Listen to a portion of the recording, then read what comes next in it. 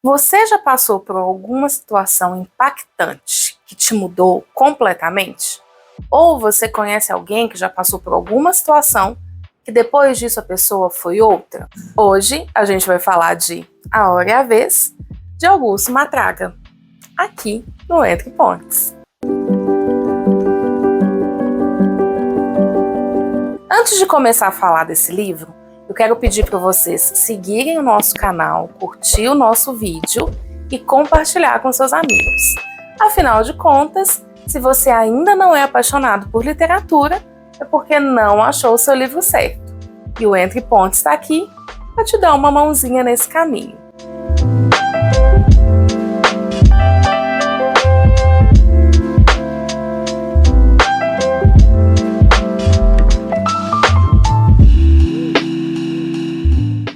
Bom, hoje a gente vai falar do grande Guimarães Rosa, desse livro pequenininho, facinho de ler, delícia, que conta a história pra gente de Augusto Matraga.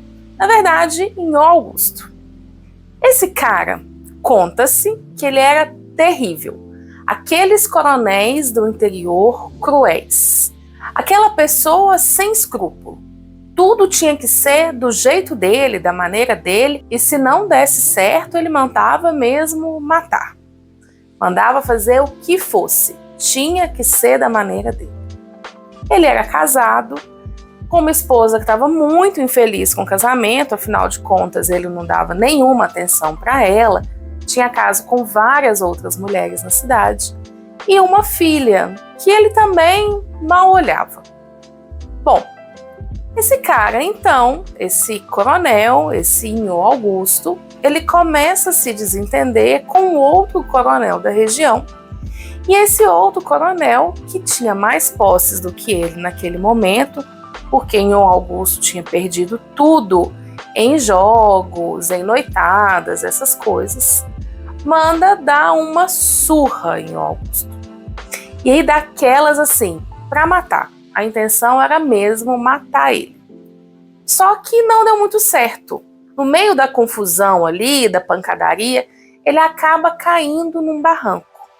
E ele cai no barranco, os capatazes que estavam ali, né, cumprindo a ordem desse outro coronel, olham pro barranco e falam, olha, não tem como sobreviver a isso aqui, então morreu.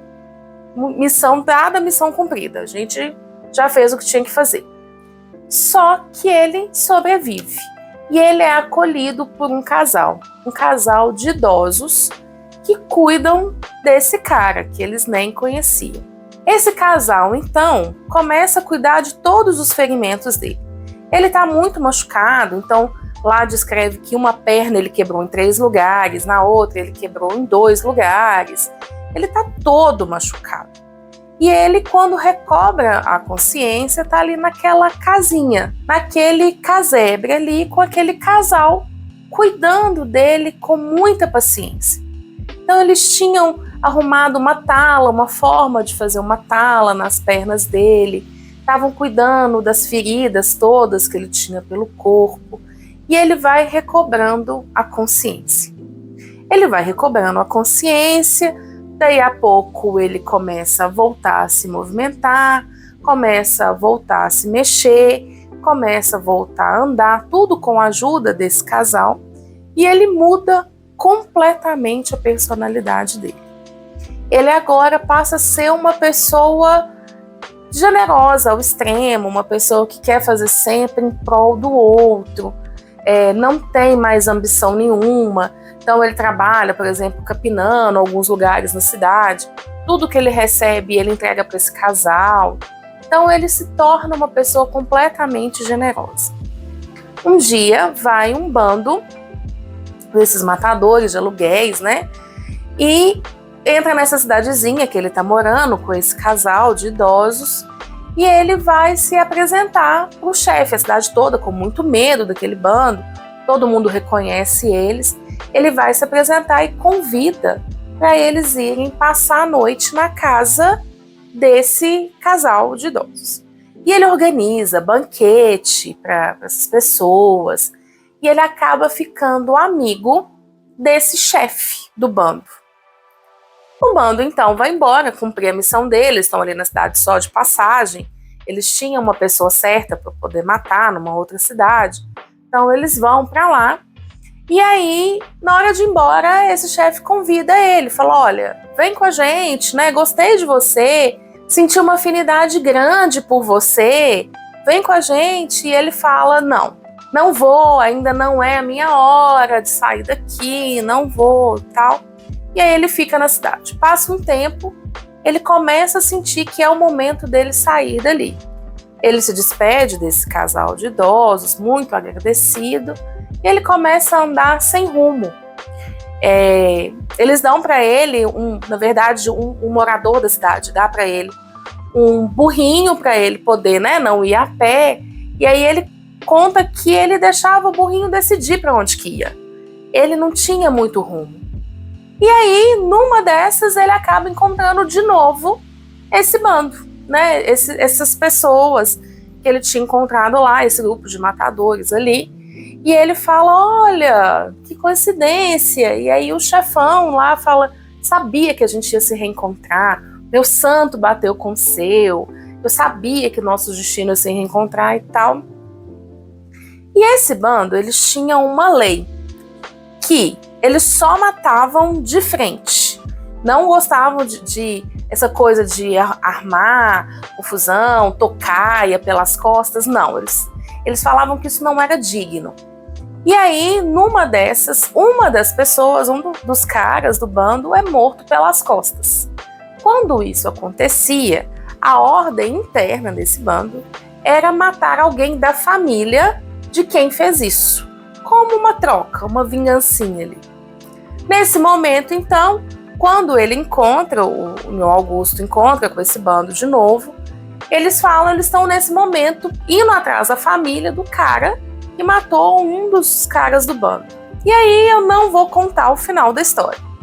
Só que eu queria trazer alguns pontos desse livro que são fantásticos. É um livro pequeno, mas que dava pra gente fazer um vídeo de dias. Mas vamos pegar as partes que eu achei mais interessante. Primeiro, ele é uma pessoa muito cruel no início. Quando ele passa por tudo isso, por toda essa questão física, né, que ele tem que ficar imobilizado, que ele tem que ficar parado, que ele já não tem mais nada, num determinado momento do livro ele fala assim, fui obrigado a começar a pensar em tudo que eu fiz. Todas as minhas maldades. Então, ali, essa paralisia física, né, momentânea, por causa da surra que ele levou, fez com que ele começasse a pensar nas coisas que ele tinha feito. Quantas vezes o corpo da gente não faz isso com a gente? A gente está com a cabeça cheia, a gente não consegue parar para pensar e, de repente, a gente tem uma gripe do nada. Ou a gente tem uma dor de cabeça que a gente tem que parar. Quantas vezes o corpo pede uma pausa pra gente? Um para. E foi isso que aconteceu com ele. E isso acontece com a gente rotineiramente. Para pra pensar aí as últimas vezes que você precisou dessa pausa. Quantas não foram seu corpo, seu eu, pedindo um socorro de alguma forma? Outra coisa que chama atenção. No início, conta que ele foi criado por uma mãe muito beata, que rezava muito. Inclusive, a mãe tinha uma esperança muito grande que ele fosse padre. E aí, quando ele tá lá enfermo, que ele tá lá naquela situação toda, não conseguia mexer o corpo, todo dolorido, ele começa a rezar. E ele começa a rezar o tempo inteiro. E ele começa a colocar Deus nesse lugar. De Deus está me fazendo pagar tudo que eu fiz. E aí, na hora que eu li isso, eu lembrei de Rubem Alves. Uma vez Rubem Alves falou o seguinte, que ele achava muito engraçado como que a gente colocava Deus nessa posição, né? Toda vez que a gente quer fazer uma promessa para Deus, a gente só promete coisas que são sacrifícios pra gente. Ninguém fala, vou prometer plantar mais flores lindas, vou prometer para Deus dedicar 1 hora a escutar músicas boas. Não, as promessas são sempre coisas que buscam um sacrifício nosso muito grande. vou ficar ajoelhado, vou deixar de comer tal coisa que eu gosto muito, vou fazer uma penitência X. Quem é esse Deus que a gente acredita? Será que ele realmente está pedindo para a gente poder pagar na mesma moeda o mal que a gente acha que a gente fez? Ou será que a gente não se acha merecedor dessa bondade divina? Será que esse Deus que é tão soberano precisa mesmo do nosso sacrifício? Será que a gente precisa sofrer tanto? Deus não é amor?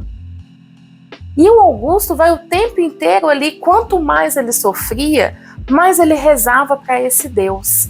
Mais ele acreditava que Deus estava fazendo com que ele pagasse por tudo que ele fez.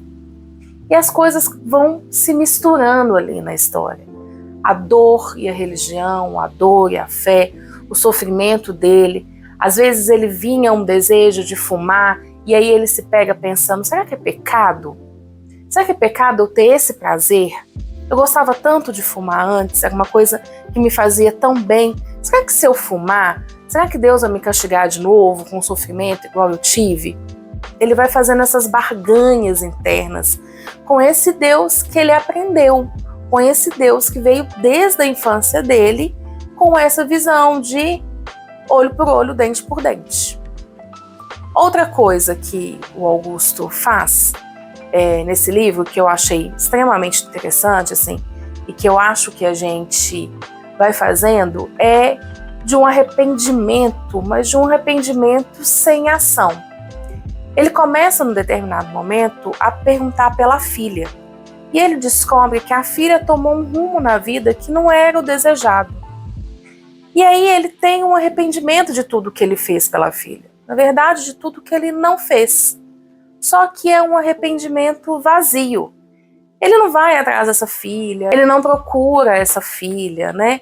Até no final do livro, assim, em determinado momento, ele manda que alguém vá abençoar, né? Vá rezar pela filha dele. Ele pede, reze pela minha filha. Mas é esse arrependimento sem ação. Às vezes a gente fica nessa, né? Nessa sensação de que não fui muito legal com essa pessoa, mas para ali. E a gente não tem ação nem de ligar ou de procurar a pessoa e falar, olha, não foi muito legal o que eu fiz, não foi muito bom, né? Eu sei que nem sempre as palavras consertam tudo, mas às vezes é só preciso isso. Uma ação, uma atitude. Bom, outra coisa que ele fala é sobre o Tito, a hora e a vez. O tempo inteiro, tudo depois desse acontecimento dele, que ele fica paralisado, tudo que vai acontecendo, ele fala, ainda não é a minha hora, ainda não é a minha vez. Ainda não é a minha hora, ainda não é a minha vez. Então, às vezes, as coisas vão acontecendo e ele vai falando sempre isso. Ainda não está na minha hora, ainda não está na minha vez. E a gente? A gente também fica esperando a nossa hora, a nossa vez. E será que ela chega? Será que tem uma hora pra gente? Será que em algum momento a gente vai achar que é a nossa vez? Esse livro é um livro muito gostoso de ler. É uma leitura muito fácil, ele é bem fininho. E Guimarães Rosa tem essa capacidade incrível, né? Em poucas palavras, num conto sucinto, trazer a gente para reflexões profundas. Fazer a gente pensar na nossa vida sobre um outro olhar, sobre uma outra perspectiva. Por isso que a indicação da semana do Entre Pontes é A Hora e a Vez, de Augusto Madraga.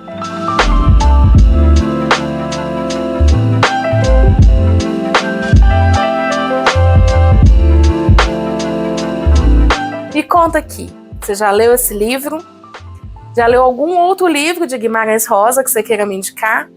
Se você já leu, deixa para mim aqui nos comentários o que você achou. Se você ainda não leu, leia, volta e me conta. E não esquece de curtir o nosso vídeo, seguir o nosso canal e voltar quinta-feira que vem para uma nova indicação de livro no Entre Pontes. Até lá!